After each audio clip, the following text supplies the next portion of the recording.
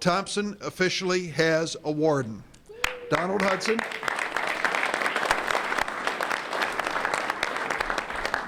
Donald Hudson is a veteran of the federal prison system, and he'll now be in charge of the phases of renovation, equipping, staffing, and most importantly, opening the Thomson Federal Prison.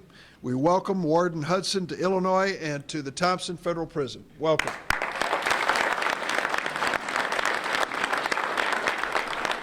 You will come to learn that he was born and raised in the Kansas City area, and so he's back home in the Midwest. Said he feels good being back home.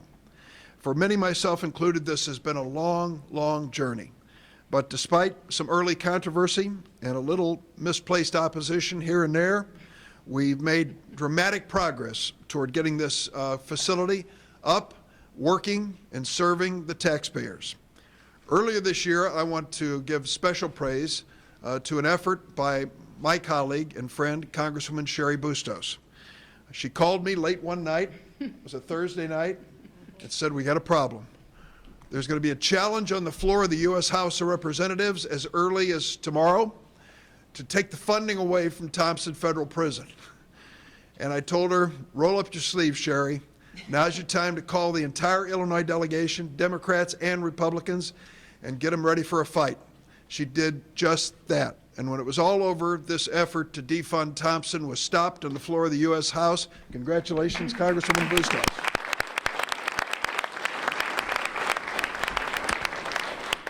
BOP has told us that full activation at Thomson should take total, full activation, 2 years and require $25 million for construction and other related facility upgrades and approximately $170 million for additional staffing and equipment.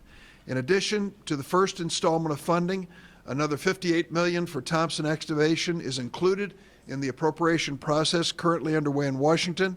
And when Congress concludes its work this year, we hope Thomson will have the funding predictability to complete activation and set a firm date for opening the federal maximum security prison. But we have Mr. Samuels here from the Bureau of Prison who will get into details and specifics answering community questions.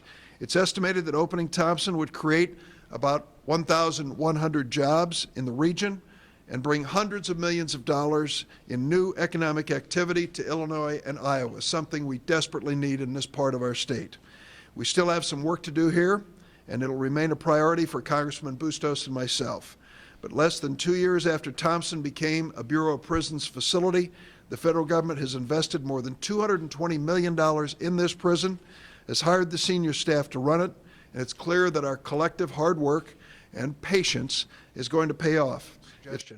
I like the idea of local businesses doing business with the prison, which means that there are a lot of businesses in the community that can participate in this. And I'd like to suggest that my colleague, Congressman Bustos, and I will join with the local legislative team to set up a mechanism where interested businesses might come out for a morning, perhaps, Saturday morning or something, and hear what's involved in it. If you have a product or a service which might be of interest to this facility, this is a way that local businesses can be part of it.